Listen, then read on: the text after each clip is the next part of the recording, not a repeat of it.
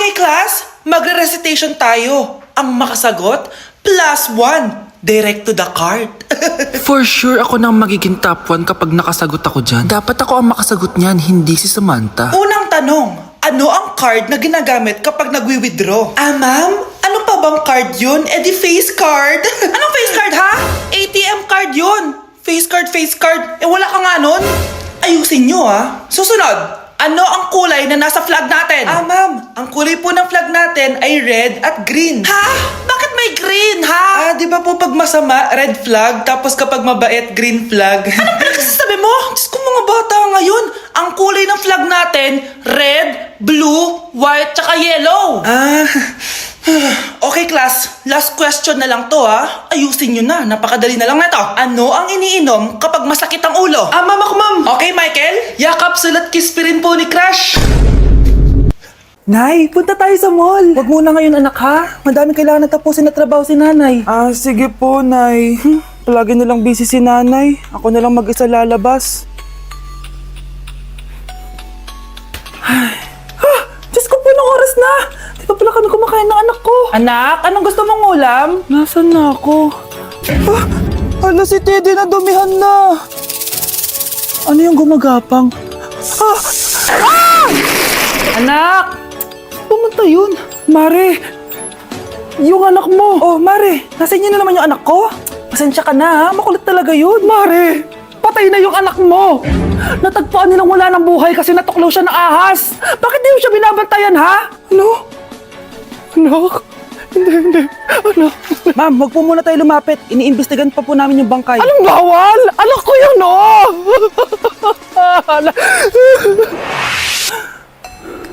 Nay, punta tayo sa mall.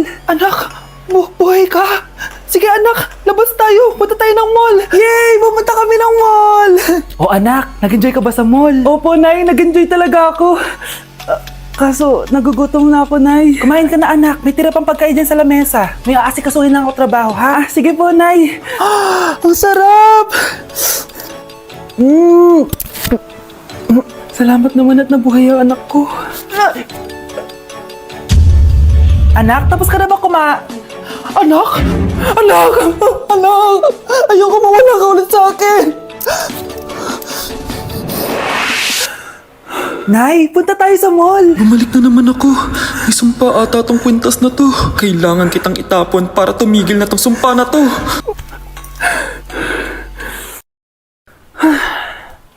Teka, kwintas ba yun? Sino naman nagtapon itong magandang kwintas na to? Sayang. Akin na lang. Tumatawag. Hello? Hello, ma'am. Kayo po ba yung nanay ni Samantha? Nabangga po kasi siya. Kailangan Ano? pumunta dito sa ospital. Nasagasaan anak ko! Anak, bumili ka nga ng paminta kila Aling Bebang. Isa lang, ha? Sige po, Nay.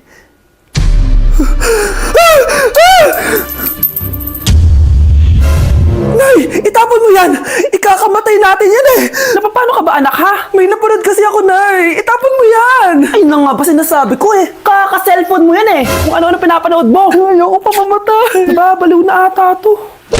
Kyle, anak, uuwi yung mga kapatid mo. Talaga, Nay? Tagal kong hinintay ito. Grabe, akala ko nakalimutan na nila tayo kasi successful na sila eh. Miss ko na sila. Tagal na din nung last na pumunta sila dito. O sige na anak, hintayin mo sila sa labas ha. Maghahanda lang ako nakakainin natin mamaya. Uy, Kyle, balita ko, uuwi yung mga kapatid mo ah. Opo tita. Paano niyo po nalaman? Basta, siguro proud yung nanay mo kasi successful yung mga anak niya, no? Oo naman, tita. Nagbunga lahat ng paghihirap ni nanay sa kanila. Deserve niyo yan. Malapit nyo nang malaman ng totoo lang sikretong hindi nabubunyag. Pasok na po ako, tita. Sige. Hello, Nay! Nandito na yung anak mong doktor all the way from New York! Hi, Nay! Nandito na yung anak mong teacher all the way from Central Elementary School! Hello, Nay! Nandito na yung anak mong engineer! Naiyak naman ako. Nakumpleto din kayo magkakapatid. Sana nakikita to ng tatay niyo. Masaya ako na nandito kayo, ate, kuya. Sana maging successful din ako na kagaya niyo. O siya na, kumain na kayo ha? Galing pa kayo sa malalayo eh. Wow naman, Mare! Bigatin na yung mga anak mo. Ang saya-saya! Oo naman, Mare. Ilang taon din akong kumayod para mapagtapos lang sila. Pero worth it naman, di ba? Teka, Mare, para mas masaya, may kailangan kang malaman. Oh, eto. Ha? Ano to, Mare?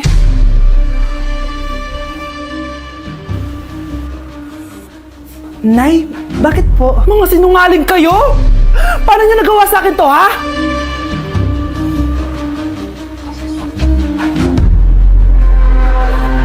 Nay, bakit po? Mga sinungaling kayo? Paano niyo nagawa sa akin to, ha? Nay, anong sinasabi mo? Hindi namin maintindihan. Ikaw, Scarlett. Sabi mo doktor ka, di ba? Bakit katulong ang trabaho mo sa New York, ha? Nay! Ikaw, Brianna. Teacher ka, di ba? Bakit nakita ka nilang nasa bar at sumasayaw-sayaw ka pa? Ikaw, Michael. Akala ko may engineer na ako. Ngayon pala, nangi-scam ka lang ng tao! Bakit na tinago sa akin to, ha? Nay, hindi kasi ako nakapasa bilang nurse sa New York. Sabi nila, mas magaling kasi talaga si Brianna compare sa akin. Kaya rumakit muna ako bilang katulong para makapag-aral ulit. Oo, Nay. Sumasayaw ako sa bar. Pero di ko binibenta ang katawan ko. Kailangan ko lang yung pera para makagraduate na ako bilang teacher. Ayoko na kasi manghingi sa'yo eh. Ang baba kasi ng sweldo ng engineer, Nay, kaya humanap ako ng paraan para kumita ng pera. Alam ko mali ang pagiging scammer pero yun ang bumuhay sa akin, Nay. Mga anak, sana sinabi niyo sa akin. Pamilya tayo dito, diba? Magtutulungan tayo. Bakit tinago niyo sa akin? Natakot kasi kami, Nay, na baka ma-disappoint ka namin. Alam kasi namin yung paghihirap mo, mapag-aral lang kami. Anak ko kayo. Gagawin ko lahat para sa inyo. Sa tingin niyo ba hindi ko kayo tatanggapin, ha? Kaya itigil niyo na yung mga ginagawa niyo. Lalo ka na, Miguel. Opo, Nay, sama-sama tayong bumangon. Nay, sorry. Wow, ang sweet naman. Isa ka pa. Gusto mo talaga masira tong pamilya namin, no? Lumayas ka dito, pamilyang peke. Ano? Palibhasa, di ka mahal ng pamilya mo. Mga ate, kuya, proud pa rin kami sa inyo. Mga anak, simula ngayon, sama-sama na tayo, ha? Walang iwanan at walang magtatago, ha? Promise? Promise, Nay, hindi na kami magtatago.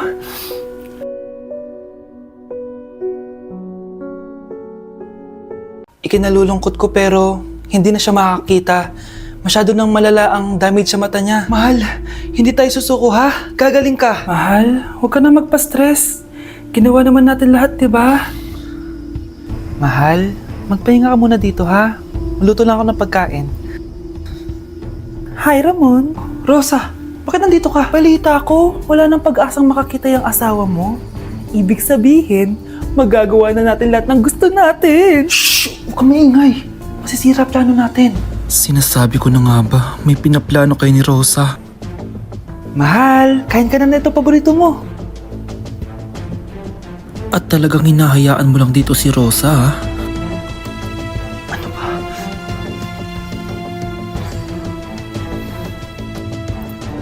Walang hiya kayo? Sa harap ko pa talaga at sa sarili kong bahay? Tay, nabalitaan ko yung nangyari kay nanay. Ipagdasal na lang natin na gumaling pa rin siya, anak. May CCTV dito sa bahay. Kailangan kong makuha yung mga files na yun. Nay? Nay, nakakakita ka? Anak, please. Huwag mo muna sasabihin kahit kanino na nakakakita na ako. Nay, akala ko ba bulag ka na? Matagal na akong gumaling, anak. Hindi ko lang masabi kasi may masamang kutob ako dyan sa tatay mo. Sir, good news! Base sa recent lab test ng asawa nyo, nagre-recover yung mata niya. Ano? Ba't parang hindi kayo masaya, sir? Uy, Mare, may field trip kasi yung anak mo. Kailangan ng pirma ng parents. Rosa, sumugot ka. Kapag pinirmahan mo to, akin na lahat ng mga kayamanan mo. Oh, pirmahan mo na.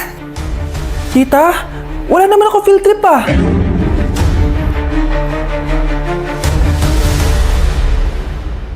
Kapag pinirmahan mo to, akin na lahat ng mga kayamanan mo.